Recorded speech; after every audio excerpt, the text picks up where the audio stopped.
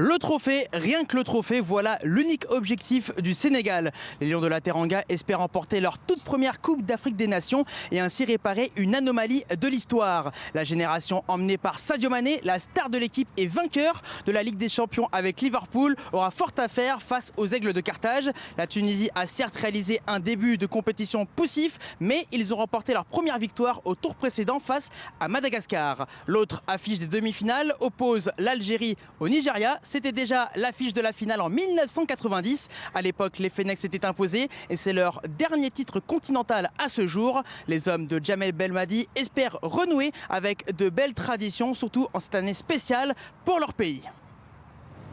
Alors voilà pour le sport, mais on est dans le dernier carré. On peut déjà regarder en arrière depuis le début de cette Coupe d'Afrique des Nations.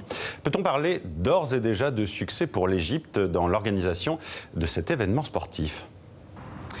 On est déjà à l'heure des bilans et côté positif, on peut retenir la qualité des pelouses. Ce n'est pas toujours le cas lors des Coupes d'Afrique des Nations. Des pelouses globalement en bon état pour l'entraînement, mais également pour les matchs. Ici dans les stades qui sont quand même à proximité, on va dire. Les stades sont distants de seulement 2-3 heures maximum entre Alexandrie, Ismaïlia, Suez et les 3 stades ici au Caire, dans la capitale du pays. Au rayon des points négatifs, on peut noter les stades vides, justement, les tribunes souvent désertées par les fans, des stades à moitié vides ou aux 3/4 vides tout au long de la compétition et même lors des matchs décisifs. Cela peut s'expliquer par le prix des billets, la difficulté d'acheter des billets également. Enfin, dernier point sur la sécurité. Certes, il y a eu beaucoup de fouilles lors de la compétition et notamment lors des premiers jours, mais au moins il n'y a pas eu d'incident majeur tout au long de cette CAN.